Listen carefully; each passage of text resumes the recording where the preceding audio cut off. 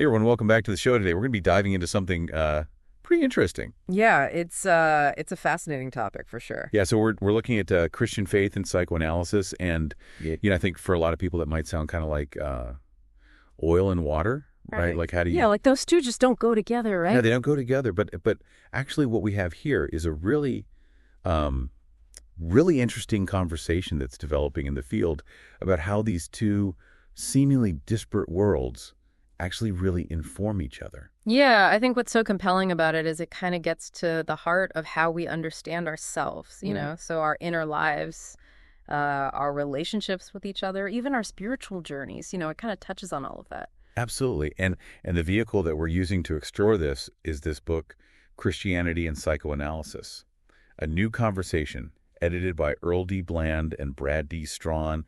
And we're going to kind of be taking you through the highlights of that book. Yeah, it's a collection of essays by different scholars and practitioners in the field. And what's so great about it is these are all people who are actively, working as clinicians. They're also deeply rooted in their Christian faith and psychoanalytic training. So they're kind of grappling with these ideas on a daily basis. And we get to kind of peek into that. Yeah, and just so you know where we're coming from in this particular deep dive, yeah, I'm going to be kind of the guide for some of the more technical psychological stuff. Okay. Unpacking, like, what do these theories actually mean?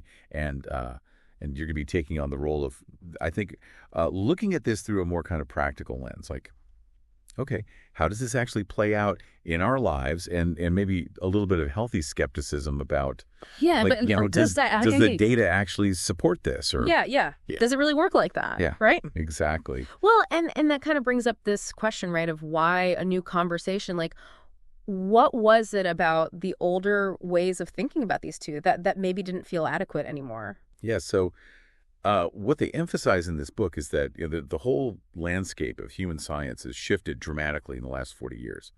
There's been just an explosion of new theoretical frameworks, clinical techniques, theological insights as they pertain to psychoanalytic treatment. It's a completely different field than it was when Freud first started, working on these things. So there's a sense of, okay, we need a fresh look at how these two disciplines are actually speaking to each other. Yeah, and specifically what the book tries to do is to kind of weave together these modern psychoanalytic approaches with relational understandings of Christian theology, and also to highlight how different Christian traditions are integrating these perspectives in their own unique ways. So it's kind of it's looking at theory, faith, and kind of the down and dirty, practical realities of what goes on in the therapy room. Which is a pretty significant departure from, I think, where things historically started, right? I mean, yeah. We think of psychoanalysis, you think Freud and Freud's views on religion were, to put it mildly, not exactly supportive, right? Yeah, he was pretty openly an atheist, and famously he viewed religious experiences as essentially wish fulfillment. Just a kind of a psychological crutch. And he really felt that science, psychoanalysis being on the forefront of science, that was really the path to human progress. And he was very skeptical of this kind of, incorrigible nature of religious belief. Right. He thought we would kind of mature intellectually beyond needing that. Right. But what's interesting, though, is they point out in this book that more recent scholarship suggests that there were actually some significant religious influences, even familial influences, on the development of Freud's own theories. How do you reconcile that? Yeah, that's a really fascinating layer to this whole thing, right? There is a growing body of research that's really starting to explore these kind of hidden connections. And what it seems to suggest is that Freud's relationship with religion was far more complex than just a simple rejection. Despite his very public atheism, he actually engaged with religious ideas throughout his entire life. And some scholars speculate that his own family background, his Jewish identity, might have kind of unconsciously shaped his thinking in ways that maybe even he wasn't fully aware of. So for me, it's kind of a reminder that, even the most staunchly secular thinkers are often influenced by these kind of cultural and religious contexts that they inhabit. So a lot more nuance to the story there than maybe a straightforward kind of dismissal. But even with those personal complexities, the fact remains that Freud was deeply invested in Enlightenment science, and he saw psychoanalysis as, and I'm quoting here, an education to reality, which kind of by implication suggests that there's something not real about religious experience. So how did that kind of scientific framework influence some of his core ideas about the nature of the human psyche? Yeah, so if we want to kind of connect that to the bigger picture for you, Freud's unwavering belief in empirical methods, right, in science, really drove this desire to explain psychological and relational dynamics through what he saw as these fundamental biological categories. And that reductionist approach was very much in line with the kind of dominant scientific thinking of his time. He's really trying to kind of find the biological underpinnings for all of our psychological experiences. Even though the therapy itself is so much about, psychological and relational landscape, it's almost like the foundation he was trying to build on was different from what actually emerged as psychoanalysis. Right. That makes sense. Does that tension still resonate today? No, absolutely. And that tension's kind of crucial for us to understand because it kind of foreshadows a major shift that happened within psychoanalysis itself. While Freud initially really emphasized, these instinctual drives, the field has increasingly come to recognize this absolutely fundamental role of relational dynamics in shaping who we are. So that's a huge move away from that purely biological model. Okay, so which brings us to, I think, how contemporary thinkers in psychoanalysis are understanding human development. It's not just about, these basic drives pushing us along anymore, is it? What's the current thinking about that? No, not at all. Contemporary views have moved significantly beyond those reductionist frameworks. There's a much richer understanding now of how our psychological capacity, things like how we think, how we feel, how we remember all of that these capacities are actually developed through our relationships right from the very beginning. They emerge from these embodied experiences and our constant interactions with the world and the people around us. So they're not just kind of pre-programmed, they're actually grown in connection. Okay, so how does this more relational understanding of human development then kind of pave the way for this new conversation with Christianity? What's the connecting link there?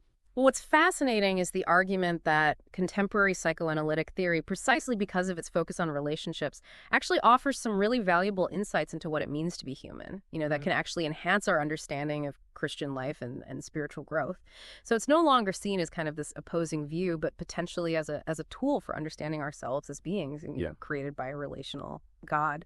It's almost like, understanding the intricate workings of something beautiful that God has designed. Exactly. And the book even quotes Lowell Hoffman, who describes psychoanalysis as a sophisticated method for increasing our human capacity for love and creation. That's a pretty powerful statement. It is. But how does that align with a Christian worldview? For someone listening who might be kind of wary of, psychology. Yeah, and it really stems from this idea of what the authors call an immanental cosmology. And this is this belief that God is not kind of this distant creator, but is actually actively present and at work within the very processes of psychoanalysis. Right. And it's really important to emphasize, as the authors do, that this doesn't mean that psychoanalysis is like the only path to spiritual fulfillment, or that it somehow replaces faith. Right. It's not about trading one for the other. Right. But they are proposing something pretty significant, right? They're suggesting that psychoanalytic psychotherapy can actually serve as a powerful means of spiritual formation and even sanctification because it embodies these relational and potentially redemptive processes. That's a pretty bold claim. Yeah. What does that actually look like in practice? Yeah, well, just consider the deep emphasis in psychoanalysis on really understanding another person's inner world, their unique experiences, their narratives, with profound empathy. And that can be a really powerful corrective to, our own biases, including any sense of religious superiority. It's about really seeing and valuing the other, as God sees them. And it ties right into that central Christian understanding of human beings being created in the image of God, which the book argues, fundamentally means that we are relational beings. Exactly. So that resonates so much with this shift in psychoanalysis towards relationality. Mm-hmm. Yeah, absolutely. And that relational understanding even kind of extends to how we think about cross interaction with the world. They explore this idea of moving beyond this traditional concept of creatio ex nihilo, creation out of nothing, to creatio ex relatione, which is this idea that creation arises from God's own relational being. So God's very acts are understood as stemming from his relational identity. So if we follow that psychoanalytic therapies by fostering healthier relationships, deeper self-understanding, could actually be a way of facilitating God's immanent presence in the world. Yeah, that's a really interesting perspective. It is. Yeah. And they conclude this chapter with a thought that I think might surprise some people by highlighting Freud's intense focus on self-deception. Oh, wow.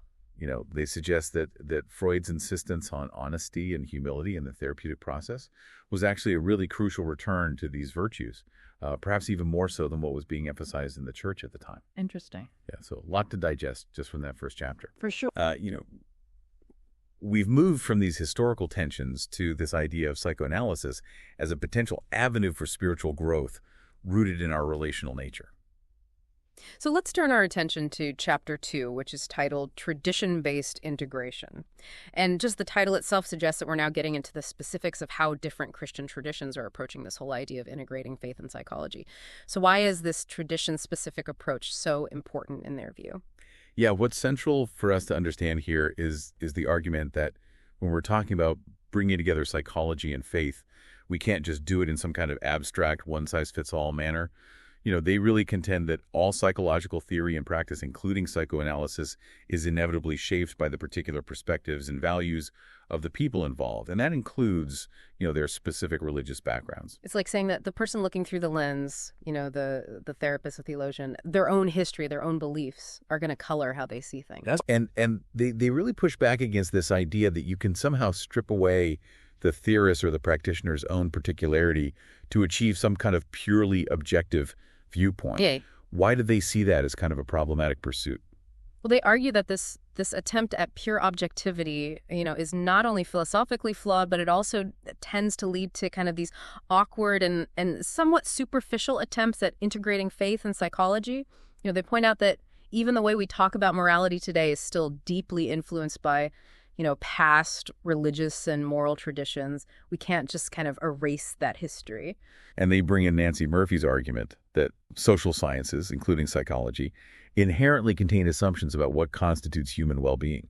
Right. So according to this view, all psychological practices are, in a sense, theologically laden, whether we consciously recognize it or not. Right. What's the implication of that? Well, it raises this really critical point. If all psychological practices carry these kind of hidden assumptions about what it means to be human, what a good life looks like, then psychoanalysts need to be much more aware of their own theological ideals and moral values and how those might be shaping, their theoretical frameworks and their clinical work. It's about being transparent about the lenses through which we're viewing the human experience. And it's not just about the therapist's background either, is it?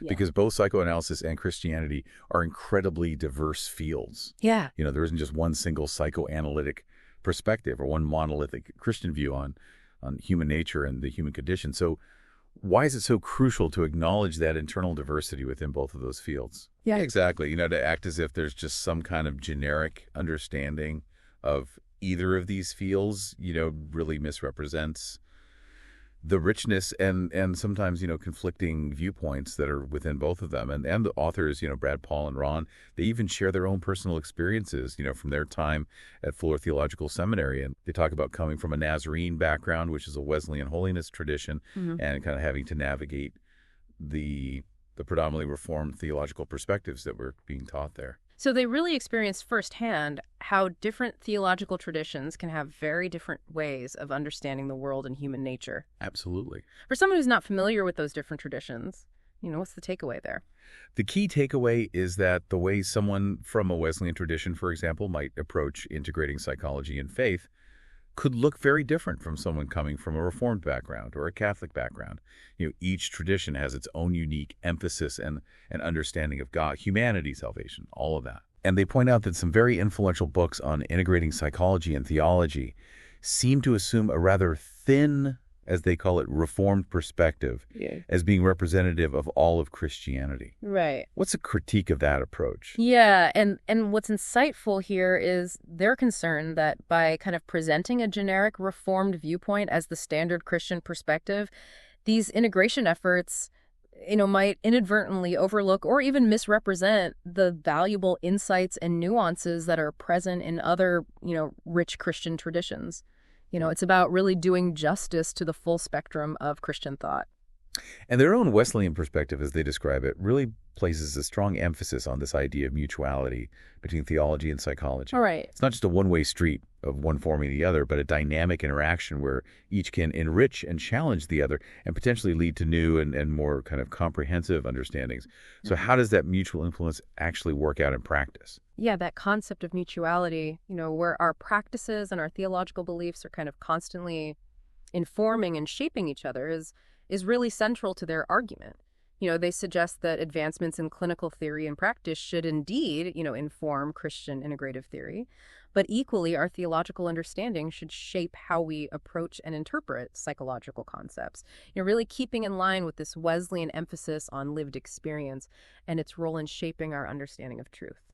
So it's about recognizing that the individual doing the work of integration, whether they're a theologian trying to understand psychology or a therapist trying to understand faith, their own particular background, their own beliefs are not something to be ignored or erased, but actually something to be consciously acknowledged and thoughtfully integrated into the process. It's about bringing your whole self with your own specific tradition to the conversation.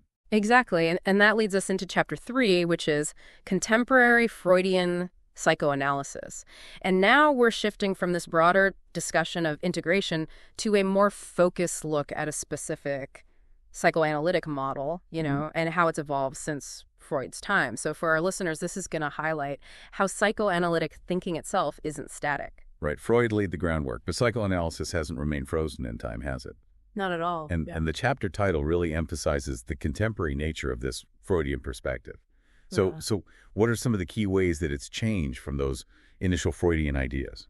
Yeah, that's right. While certain core Freudian concepts remain influential, like the idea of the unconscious, for example, contemporary Freudians have definitely adapted and significantly expanded upon his original ideas. Some of Freud's more controversial contributions, such as his theories on infantile sexuality and the Oedipus complex, continue to be, debated and reinterpreted within the field. So it's important for our listeners to know that, psychoanalysis is an ongoing conversation, not just a set of fixed doctrines. And let's not forget the whole concept of the unconscious, which was so revolutionary at the time. This notion that so much of what motivates us operates outside of our conscious awareness, often because those desires or impulses are just deemed too threatening or anxiety-provoking to actually acknowledge directly. So how is that concept understood in contemporary Freudian thought? Yeah, that enduring concept of the unconscious remains a cornerstone of psychoanalytic thought. This idea that unconscious desires and motivations can lead to the development of defense mechanisms and create internal psychological conflict is still very much, a central tenet. However, contemporary Freudians tend to have a broader understanding of human motivation than just the drives of sex and aggression that Freud initially emphasized. They often include, relational needs and other kinds of motivations as primary driving forces as well. But the underlying principle is still that these unconscious forces are considered the primary drivers of our behavior, even if the nature of those forces is understood in a broader sense now. Absolutely. Right. And contemporary Freudians also understand these unconscious forces as being both embodied, deeply connected to our physical experiences, and embedded, meaning they're shaped within the context of our relationships right from the very beginning. So it's not a simple either. These aspects are seen as intrinsically intertwined. It's almost like saying that our earliest experiences are both felt within our bodies and fundamentally shaped by the relationships that we have with our caregivers. Exactly. The chapter even mentions that we're best understood as whole embodied persons embedded in the world of relationships. It's a mouthful. It is. But it really underscores that interconnectedness. And when it comes to understanding psychological development, contemporary Freudian views really emphasize this interplay between both, innate predispositions and our early experiential influences. So it's not seen as a rigid linear progression through, fixed stages, but rather as a dynamic and open system with both forward and backward movements, where these various psychological systems are constantly interacting and building what they call psychic structures, which include, our internalized patterns of relating to others, those object relational configurations that we talked about earlier. Exactly. So the process of therapeutic change within this contemporary Freudian model, what does that look like? It's not just free association on the couch anymore, is it? No, not exactly. I mean, the original goal, as Freud envisioned it, was to help the individual move from being ruled by the unconscious id and its pleasure principle to being more governed by the conscious ego and its reality principle. So to kind of make the unconscious conscious so that the patient could, gain greater self-knowledge and make more informed choices. The famous idea was where id was, their ego shall be. But I imagine they realized that just simply uncovering these unconscious wishes wasn't always enough because people developed defenses, to protect themselves from the pain or the anxiety that's associated with those wishes. Absolutely. So the therapeutic focus really shifted more towards understanding and interpreting those defenses, those various ways we unconsciously protect ourselves from awareness, and the transference, that complex emotional relationship that develops between the patient and the therapist becomes a really crucial arena for observing these defenses as they play out in real time. And early on, it was recognized that psychoanalysis actually required a certain level of ego strength just to engage in, the often demanding intellectual work of analysis. So it wasn't necessarily a therapeutic approach that was suitable for everyone. Right. Now, how did contemporary Freudians view religion, especially given Freud's own, quote, negative stance? Yeah. Have their views evolved at all? Yeah, that's a key question, and what's so fascinating is there's this critical reevaluation of Freud's limitations, and many contemporary thinkers argue that his understanding of religious experience was limited by his own personal experiences, his own psychological makeup, and even the sociopolitical context, that he lived in as a Jewish man in a largely Christian society. So what Freud described as religion, might have been a rather narrow and perhaps even somewhat immature form of faith, that lacked the depth and complexity of more mature spiritual experiences. It sounds like he might not have been able to really grasp a form of religious faith that wasn't rooted in anxiety or wish fulfillment. Exactly. And relational theorists, many of whom identify within, this broader contemporary Freudian tradition, have really opened up these exciting new possibilities for understanding religious experience in ways that are not inherently pathological. Yeah. So they can move beyond Freud's more reductionistic framework and consider, the positive and meaningful aspects of faith and spirituality. And this chapter even provides a clinical case example, to illustrate how some of these ideas are playing out. And they talk about a patient named Tony. Right. How are his particular issues understood through this contemporary Freudian lens? Yeah, so Tony's presenting problems, his conflicted feelings towards his mother, his struggles with his father, and his sexual anxieties are all understood within what's considered an erotic range. The Oedipal complex, though often reinterpreted in a more relational light by contemporary Freudians, and the influence of an overly harsh superego, are all seen as kind of significant contributing factors. And his self-sabotaging behaviors and romantic relationships and his compulsive masturbation are understood as what are called compromise formations, which are these unconscious ways of partially fulfilling these underlying wishes while also kind of defending against the anxieties that those wishes provoke. So it kind of illustrates how these theoretical concepts are applied in the real world, of clinical practice. So it's a much more nuanced and relationally informed understanding of those classic Freudian ideas. For sure. Recognizing the complexity of human experience and seeing even seemingly problematic behaviors as having a kind of internal logic within the individual's, unique psychological landscape. Right. All right, so that brings us to chapter 4, Ecumenical Spirituality, Catholic Theology, and Object Relations Theory. Wow. That title suggests a pretty significant shift in focus here. So what's the main idea? Absolutely here. The primary focus really shifts dramatically from, the individual's kind of internal drives, as in classical Freudian theory, to the fundamental human motivation, which is the need for relationship, and this is really the central tenet of object relations theory. So for our listeners, this represents a major paradigm shift in understanding human psychology. So instead of being driven primarily by instincts like sex and aggression, as Freud initially proposed, were understood as being fundamentally driven by this desire for connection and attachment with others. That's the core idea. Okay, what led to that shift in thinking? Yeah, well, the chapter introduces us to kind of the key figures in this school of thought, W.R.D. Fairbairn, Donald Winnicott, and Harry Guntrip, and provides some context about, their lives and the influences that shaped their theories. So, for example, Winnicott's extensive work with children, during World War II and his own, Anglican faith are noted as kind of important background elements. So understanding these personal influences can kind of shed light on how they develop their ideas. Okay, and each of these theorists had their own specific contributions to object relations theory. Right. So what were some of the most important ideas that they brought to this understanding? Well, regarding motivation, Fairbairn famously recounted this patient who, frustrated with this emphasis on drives, exclaimed, "What I really want is a father." And Winnicott, with his focus on early development, famously stated that there is no such thing as a baby. One sees a nursing couple, really highlighting this inherent relationality from the very beginning. And Guntrip, built upon their work, really emphasizing, our lifelong need for deep connection with both the internal representations of significant others and actual external relationships. And how do they understand this development of our internal psychic structure? It's not the traditional id-ego and superego model anymore, is it? Yeah, not in the same way. What's their way of understanding our inner world? Well, Fairburn, he described the internalization of what he called object relations units, which are essentially, internalized patterns of self and other interacting linked by feelings, so repeated experiences in relationships, particularly, negative ones, actually lead to these kind of internal objects, which are our unconscious representations of ourselves and others that then continue to influence, our current relationships. And Guntrip introduced this concept of the regressed ego, which is a part of the self that kind of withdraws from seeking connection as a defense against, anticipated pain or rejection.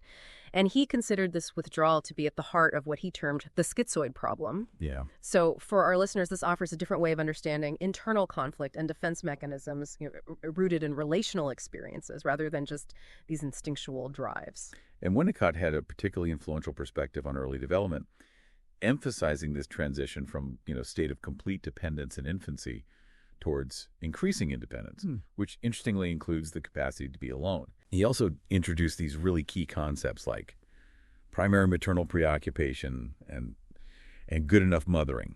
Can you explain why those are so significant? Yeah. Good enough mothering, which Winnicott described as providing this consistently responsive and supportive environment, mirroring the infant's needs and allowing for what he called graduated failures is absolutely crucial for healthy psychological development. It allows the child to develop, a secure sense of self. He also talked about transitional phenomena and transitional objects, like a child's security blanket, for example, which kind of represent this in-between space between inner and outer reality. And interestingly, he even drew parallels between these transitional objects and certain forms of religious experience, seeing them as kind of occupying this similar symbolic and comforting space. And for Winnicott, play was not just a pastime, but was actually essential for creativity and overall well-being. And when early development doesn't go smoothly, how do object relations theorists understand the development of psychopathology? What goes wrong according to their perspective? Well, Winnicott viewed psychopathology largely as a consequence of disruptions or failures in good enough mothering, which then lead to a constriction of the individual's capacity for kind of spontaneous self-expression and a diminished sense of feeling real, Okay. And Guntrip saw psychopathology as stemming from this fundamental failure of strong ego integration, in early infancy, resulting in this kind of persistent, fear-ridden, and often hidden infantile self that hasn't been able to kind of fully develop its potential. And he saw various forms of psychological distress, as defensive strategies against this underlying schizoid problem, including things like withdrawal, narcissistic tendencies, feelings of depersonalization. So for our listeners, it's about understanding mental health challenges as often rooted in, early relational experiences and unmet needs. Okay, so the process of therapeutic change in object relations therapy then involves creating a different kind of relational experience within the therapy itself. Exactly. Right. So how does that actually work in practice? Yeah, for Guntrip, primary goal in therapy is to help the patient gradually relinquish those long-standing defensive attachments and kind of allow that vulnerable infantile part of the self to emerge into connection, And the therapist really aims to provide an experience of what Guntrip called adequate caretaking, being consistently accepted, understood, and emotionally held, which can then enable the patient to, begin to form healthier attachments and experience a sense of kind of psychological rebirth. And Guntrip even outlined, these three broad phases of treatment, initially addressing kind of more superficial Oedipal level defenses, then, delving into this deeper schizoid compromise, and then finally facilitating this process of psychological rebirth. Now, the chapter title also includes ecumenical spirituality and Catholic theology. So how do these seemingly very distinct areas intersect with object relations theory? Yeah, and this is where the integration becomes really rich and insightful. They explore these profound parallels between the journey of, psychoanalytic exploration, that deep dive into our interrelational world, and the spiritual journey towards a deeper understanding of both God and our truest selves. And it suggests that the painful and and repetitive relational patterns that we uncover, in therapy can often be the very things that obscure our innate longing, for connection with the divine. They bring in that powerful quote from Irenaeus, "The glory of God is man fully alive," and connect it to findings of the behavioral sciences that show, that we're fundamentally hardwired to connect. That our sense of existence, our identity is so deeply intertwined with our relationships. Absolutely. And they can link this to the Westminster Catechism's assertion that our chief end as human beings is to glorify God and enjoy him forever. Right. Really highlighting the connection between our sense of purpose and our capacity for relationship. The Catholic tradition of living a sacramental life, cultivating a contemplative awareness of God's presence in all aspects of life, is also presented as a way of nurturing this fundamental connection. Right. And then there's this, theological concept of the Trinitarian God as inherently relational, Father, Son, and Holy Spirit in constant communion. Right. And how we created in God's image are also designed for, deep relationship with God, with ourselves, and with one another. Absolutely. And the chapter even reflects on how, the author's own Catholic heritage, the rhythms of the liturgical year, the significance of the Eucharist, the belief in the communion of saints actually informs their psychoanalytic thinking and clinical practice. And it also explores how, in turn, the insights gained from analytic practice can actually enrich their theological and spiritual understanding. So it's a two-way street of mutual influence. So, for example, the cyclical nature of the liturgical year with its seasons of, joy and sorrow and hope, mirroring the natural rhythms of both, individual and collective human experience, including those times of struggle and renewal that we often see in therapy. Exactly. And the celebration of the Eucharist as this sacrament of redemption and a profound encounter with Christ, fostering a deep sense of communion with God. Right. And then this concept of the communion of saints, this belief that those who have died in Christ are still living members of the body of Christ, offering a sense of spiritual connection, inspiration, and comfort, particularly for individuals who may have experienced, significant difficulties in their earthly relationships. So it kind of suggests this continuity of relational connection that extends beyond our immediate physical world. It's like finding a sense of relational belonging and support, not just in our earthly lives, but also within the spiritual realm. Exactly. And they even revisit the case of Tony through this object relations lens. So how does that shift our understanding of his struggles and his potential for healing? Well, here the focus really shifts to Tony's underlying need for connection and the possibility of, this deeply ingrained pattern of schizoid withdrawal, as a defense against relational pain. And the therapeutic environment is seen as this potentially facilitating environment, akin to Winnicott's concept of good enough mothering, where the therapist's consistent empathy, their ability to truly hear and mirror Tony's experiences, and their non-judgmental acceptance can provide this crucial emotional holding that he may have lacked in earlier relationships. So it becomes less about interpreting, unconscious drives and more about offering a corrective relational experience that can help him, feel safe enough to connect and to embrace, a fuller, more authentic sense of self. Well, we have certainly covered a vast amount of ground in these first 4 chapters. From the historical tensions between psychoanalysis and Christianity to the intricacies of object relations theory and its surprising, connections to Christian spirituality.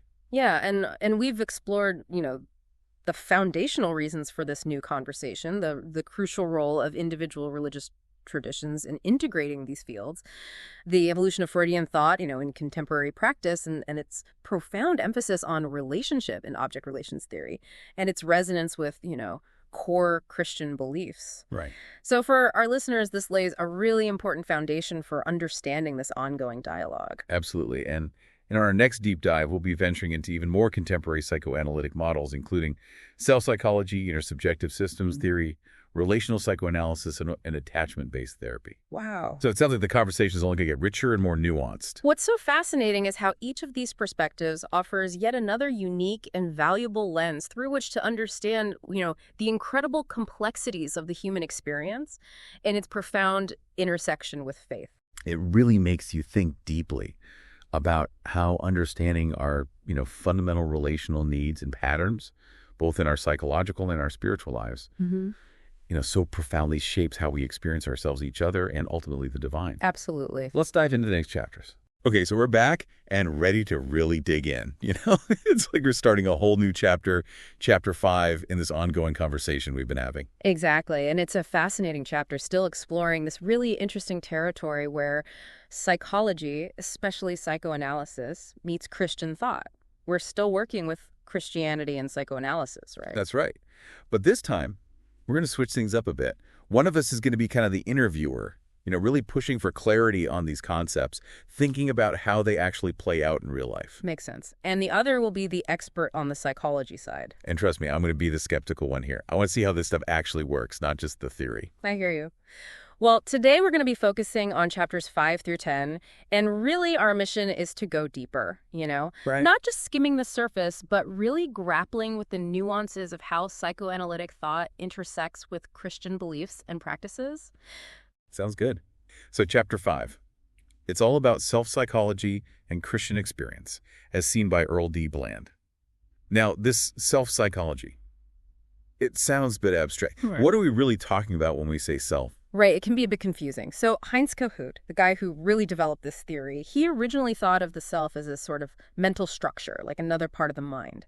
But as he went deeper, his thinking evolved. He started to see the self as this central organizing force in our whole psychological world, crucial for understanding how we develop, what motivates us, even how we heal in therapy. Okay, so not just a piece of the mind, but more like the core of who we are psychologically. Yeah, by the mid-70s, the idea of a cohesive nuclear self became really central to his work.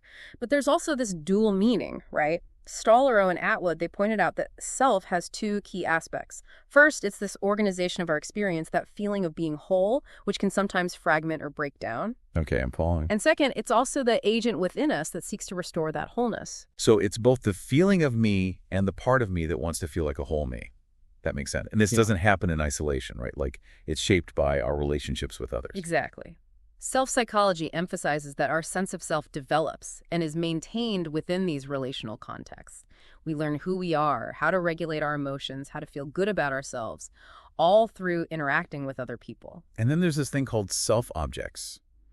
Honestly, it sounds like psychobabble. Can you explain it in, normal language? Sure.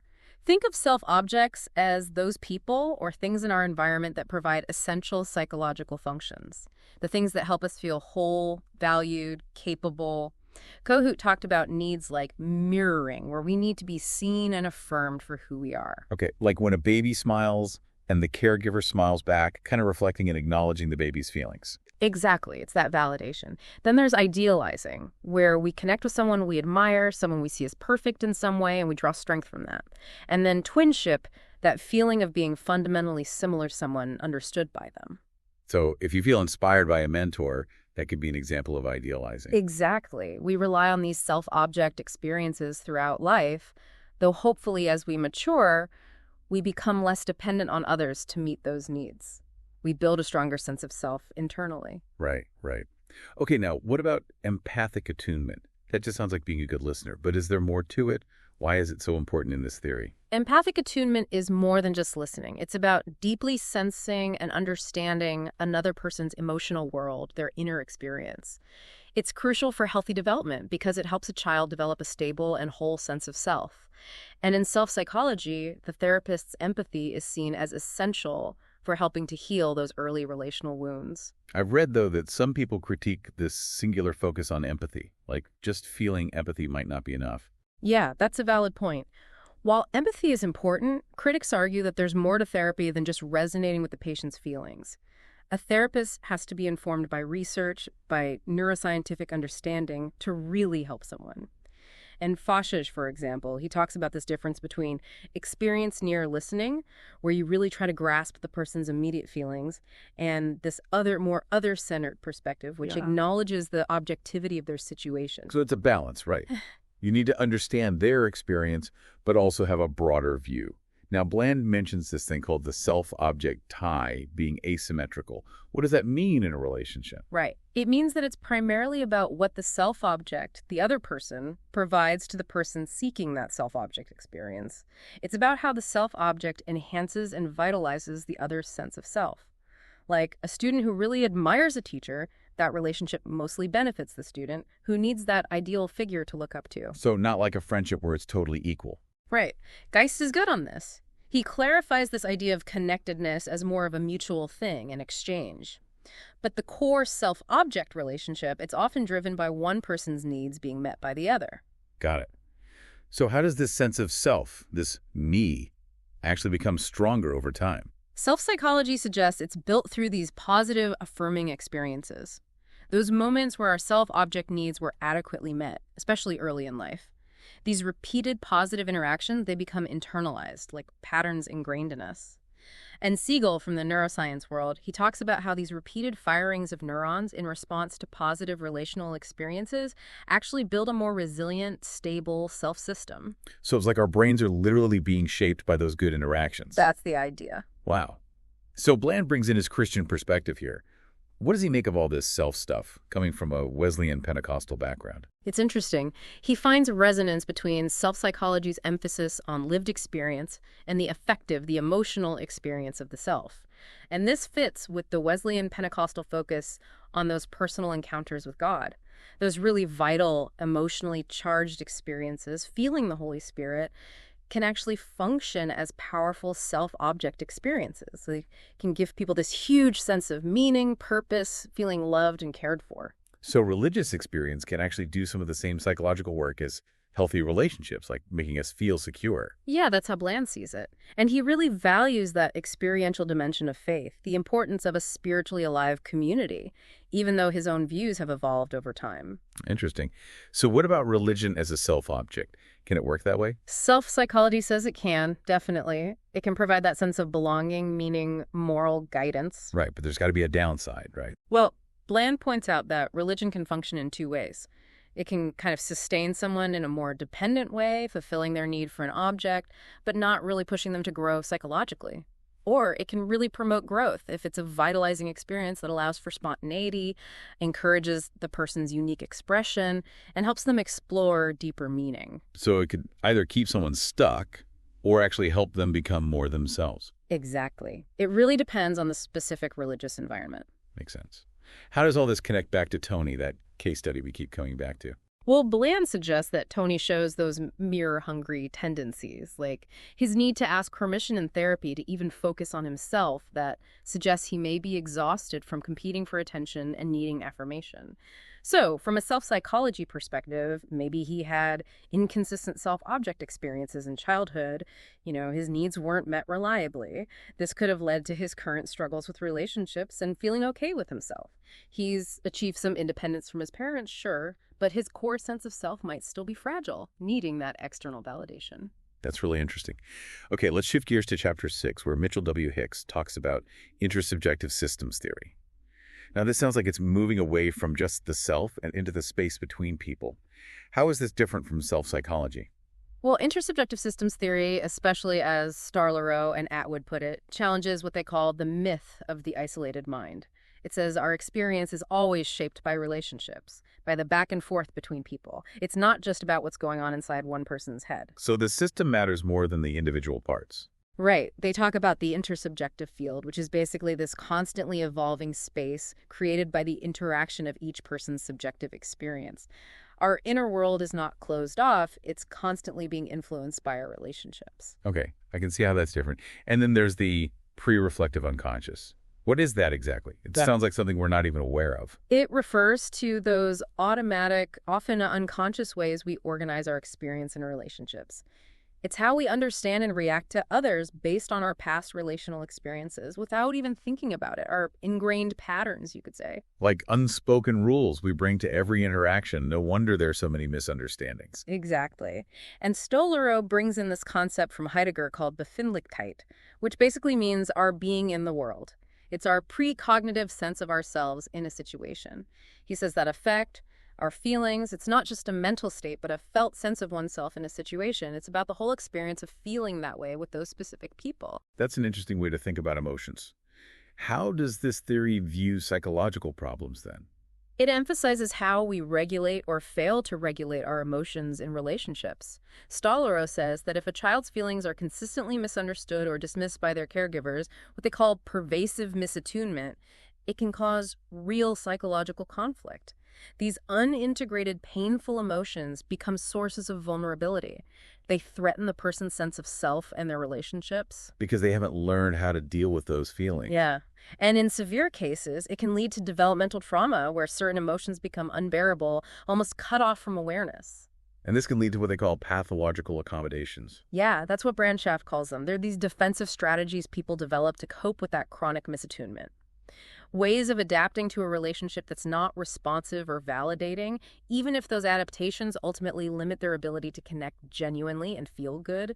It's like sacrificing authenticity to survive in the relationship. That makes sense. So in therapy, I understand there's this emphasis on practice over technique. Yeah, Orange, Atwood, and Stollerow argue that therapy should be this ongoing practice of inquiry and discovery, not just applying rigid techniques. Practice is about being open to what emerges in the room with the patient, whereas technique can feel more formulaic. So the therapist is more present, more flexible. Exactly. How about interpretation? Is it still about the therapist figuring out what's really going on? No, it's seen as more collaborative in this theory. It's a co-creation between the therapist and the patient. They work together to create a safe space where they can explore those unconscious patterns that contribute to the problem. So it's a dialogue, not a lecture. Exactly. It's about exploring meaning together, not about the therapist having all the answers. And transference and countertransference, they're not seen as obstacles like in traditional therapy. Right. Stollerow, Brandschaft, and Atwood see transference as this fundamental way we organize our relational experience based on our past. The goal isn't to get rid of transference, but to understand how the patient is experiencing the therapist and to integrate those insights into their understanding of themselves and their relationships. And countertransference, the therapist's own reactions, is seen as valuable information about what's happening in the relationship. Wow, so even the therapist's feelings can be useful. That's very different.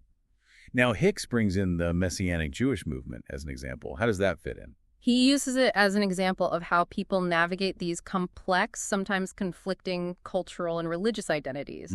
Messianic Jews, they believe in Jesus as the Messiah, but they often maintain Jewish traditions. They have to deal with belonging to multiple groups that don't always see eye to eye. Right, so their sense of self is always being negotiated within those different contexts. Exactly. And an intersubjective perspective is helpful here because it focuses on understanding their unique experiences within those relational and cultural contexts. I see. And you mentioned Levinas and his ethical views. How do they connect? Hicks highlights the strong connection between intersubjective systems theory and Levinas's ethical philosophy. Levinas, he was deeply affected by the Holocaust, and he emphasized the responsibility to recognize the other as truly other, to see them as a unique individual with their own experiences, not just an object we can categorize or define. This aligns with the intersubjective emphasis on really trying to understand the patient's experience without imposing our own assumptions on them. So respecting their individuality and not trying to fit them into a box. Exactly. Okay, now, Chapter 7, Relational Psychoanalysis. Lowell W. Hoffman lays this out. It seems like it takes the relational focus even further. What's unique about this approach? Okay, so relational psychoanalysis is like building on all these ideas about relationships being central to who we are. What makes this approach stand out? Well, Hoffman points out that it's not really a single unified theory. It's more like a diverse field that pulls from all sorts of psychoanalytic traditions: Sullivanian, Fairbairnian, Winnicottian, Kleinian, Kohutian, even some Freudian ideas. It's very inclusive and interdisciplinary. So it's more about a shared emphasis on the importance of relationships in shaping who we are. Right. Sorensen did some research showing that relational psychoanalysts actually cite a much wider range of thinkers than those in more specific schools like Kleinians or self-psychologists. They're really engaging with a lot of different ideas. It's like they're taking the best from everywhere. You mentioned influences from outside psychoanalysis, too. Oh, yeah. Feminist theory and postmodern thought have had a big impact on relational thinking. Concepts like perspectival realism, the idea that we understand reality through our own lens, and social constructivism, which says that our knowledge is socially created, have really shaped this approach. So they're looking at those bigger social and cultural forces that impact our lives. And Hoffman mentioned social activism, too. Yeah, a lot of relational theorists are really active in social justice movements. Their awareness of social inequalities and how trauma impacts people, it informs their clinical work. They see connections between those bigger systems of oppression and individual suffering. That's a powerful connection to make. Now, Stephen Mitchell, he was a big name in relational psychoanalysis. What did he say about motivation? Mitchell said that, at their core, all psychoanalytic theories view humans as fundamentally object-seeking, meaning driven by a need for relationships with others.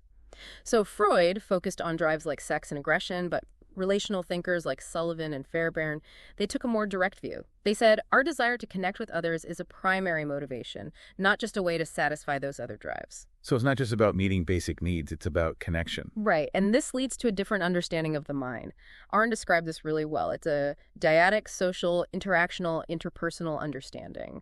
The mind isn't this isolated thing. It develops and is shaped by interactions, by our patterns in relationships. Okay, so we're shaped by those back and forth exchanges with others. Exactly.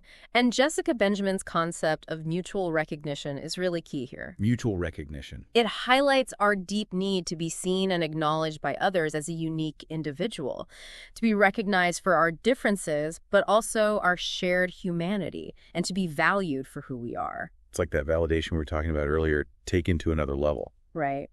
Benjamin sees this mutual recognition as essential for healthy development.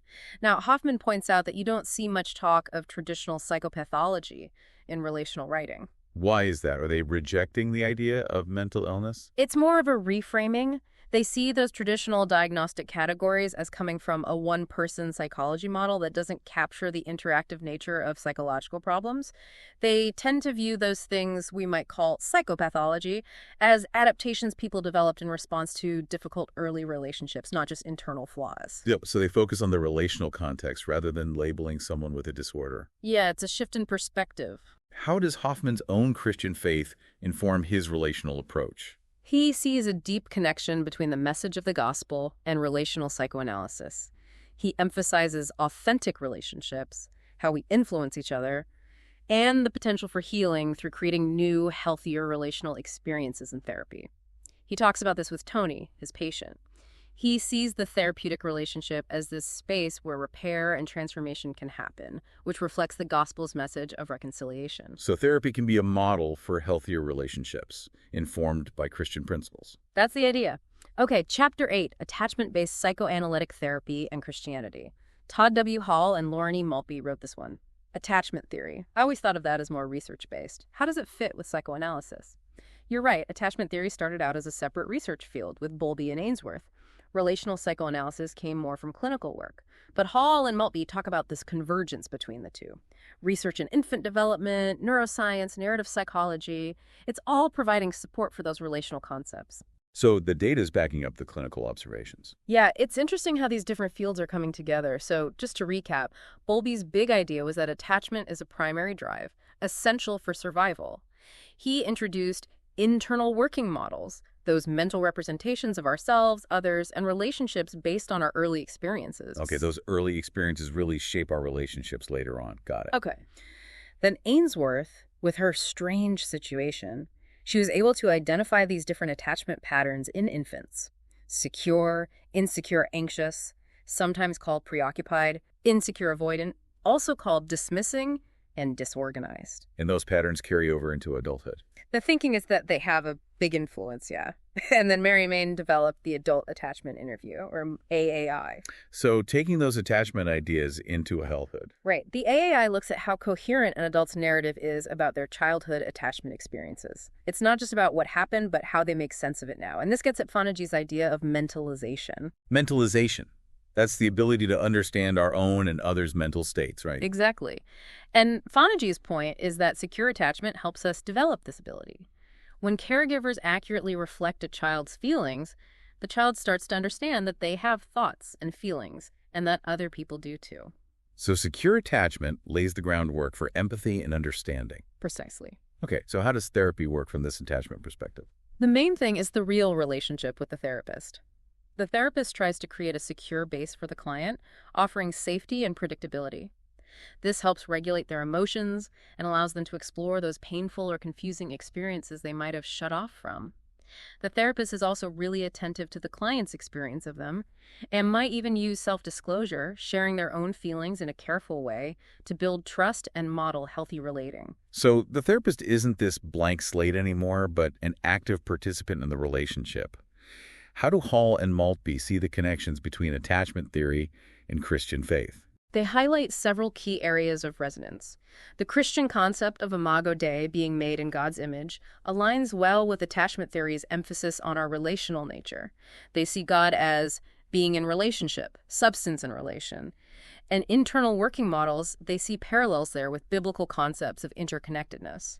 Both perspectives also see growth and healing as deeply relational processes, whether it's our relationship with God or with each other. So both emphasize the importance of relationship. Exactly. What about interpretation? Is that still a big part of this type of therapy? It's used, but not as much as in some other approaches. The focus in attachment-based therapy is on fostering self-empathy and strengthening the connection between client and therapist. The relationship itself is the most powerful tool for change. Got it. So that covers attachment theory and its potential links to Christianity. Now let's dive into Chapter 9, Psychoanalytic Couples Therapy. Earl D. Bland is back talking about how these psychodynamic ideas apply to relationships. Right. Bland outlines this vision for couples work that emphasizes all those unconscious processes we've been talking about: past experiences, emotions, defenses, attachment styles, transference. It's about understanding both partners' psychology and how those two psychologies interact to create their unique dynamic. So more than just solving those surface-level arguments, it's about understanding the deeper stuff that's driving those conflicts. Exactly. You mentioned couple transference enactments, too. What are those? Basically, it's when partners unconsciously project feelings and expectations from past relationships onto each other. And then they act in ways that make their partner respond in a way that confirms those projections. Like if you had a really critical parent, you might unconsciously provoke criticism from your partner, playing out that same dynamic all over again. Wow, that's pretty deep. And Bland says the therapist has to be more active in couples therapy. Yes, he emphasizes that. And the therapist has to be very aware of how each partner relates to them, those triadic patterns. Plus, couples often develop these complex defenses as a unit, a shared way of protecting themselves. It's a lot for the therapist to keep track of. Sounds like it. He also talks about coexisting priorities in therapy. Right. He says there are two main priorities: understanding the emotional processing that happens between the partners, how they express and respond to each other's feelings, and understanding their defenses, how they protect themselves from perceived threats, even if it's not helpful in the long run. Okay, I'm following. He uses the case of Ron and Beth to illustrate this. Right, they seem like they're really stuck. How does psychoanalysis try to help them? Well, Bland describes how Beth is very self-protective, probably because she's been hurt in the past. She's afraid of being vulnerable. Ron, on the other hand, really wants to be affirmed, and he misinterprets Beth's guardedness as rejection, which leads to conflict.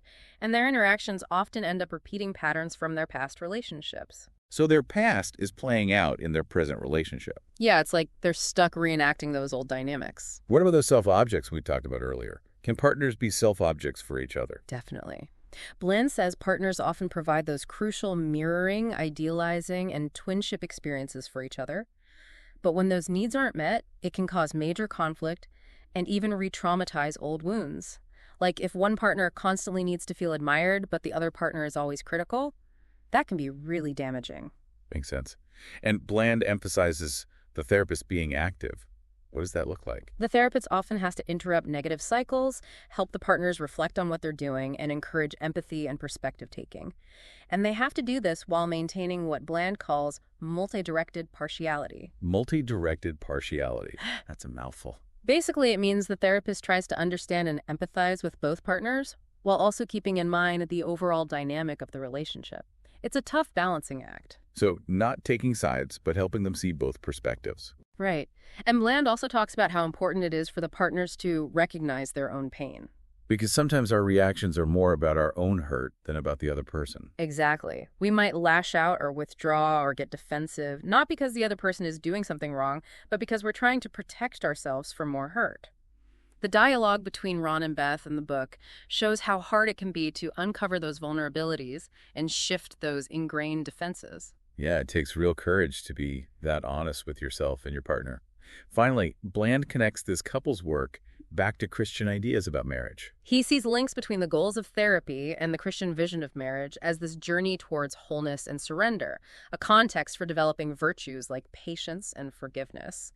And it reflects the relational nature of the Trinity, the Imago Dei, as fundamentally relational. So working on the marriage is a form of spiritual growth, too. That's how Bland sees it. Okay, last chapter for today, brief dynamic psychotherapy. Okay, brief therapy. Seems like everyone wants things faster these days. How has psychodynamic theory adapted to that? There's definitely a movement towards briefer therapies, and research shows they can be really effective for a lot of people. And of course, there are practical factors like time and cost. This shift has led to therapists taking a more active role, moving away from that traditional neutrality. So more hands-on, less observing from a distance. Right. What are the key principles guiding brief dynamic therapy? It still relies on intersubjectivity, that idea that therapy happens in the space between people, and they see motivation as the desire for healthy attachment, not just drive satisfaction. Yeah. The focus is on current relationship patterns, because those are easier to see and work with, and there's more of a sense of mutuality between therapist and patient compared to the older models. So more focused on the present and on the relationship between therapist and patient. Yeah. The therapist works to interrupt those unhealthy patterns that keep showing up, both in the person's life and in the therapy room. By providing new relational experiences, the therapist can help the patient learn to connect in a healthier way. Brief dynamic therapy is also more open to using techniques from other approaches as long as they make sense within the psychodynamic framework. So it's flexible, drawing from different tools. What about the Christian critique of this approach? Well, the book highlights that long history of integration between psychodynamic theory and Christian faith. They're not inherently incompatible. It also emphasizes that Christian therapists need to stay grounded in their theology, recognizing that therapy always involves values and beliefs, even if we don't talk about them directly. Psychoanalysis, in this view, promotes an expressivist ethic, focused on empathy and mutual recognition, which align with Christian teachings. So being mindful of the spiritual dimensions of therapy. Exactly. The chapter also mentions McWilliams' view on psychodynamic approaches overall. Oh, right. She's a big name in psychoanalysis. What does she say? She emphasizes that the goal of psychodynamic work, whether brief or long-term, is to increase self-knowledge by exploring the unconscious. She outlines these core beliefs, focusing on the individual's subjective experience, the influence of the unconscious, the importance of developmental history, and the dynamics of transference, countertransference, and resistance in the therapy relationship. And how do those ideas connect with Christianity? Well, they resonate with values like empathy, understanding the human condition, love, compassion, the possibility of healing through relationships and self-awareness. Even transference can be seen as an opportunity for healing and reconciliation. McWilliams also suggests that these psychodynamic insights are a good antidote to some of the isolating and shallow aspects of modern culture. So a deeper way of looking at ourselves and our relationships. Yeah, I think that's the heart of it. Well, that brings us to the end of our deep dive into chapters 5 through 10. We covered self-psychology, intersubjective systems theory, relational psychoanalysis, attachment-based therapy, couples therapy, and brief dynamic psychotherapy, all within this framework of integrating psychology and Christianity. And we saw how there are so many points of connection between those psychological perspectives and Christian theology, leading to a richer and more nuanced understanding of human experience. Absolutely. We hope you found this deep dive insightful and thought-provoking. And as a final thought for you, consider how the relational focus we've explored, the immense impact of our connections with others, might influence your understanding of your relationship with God.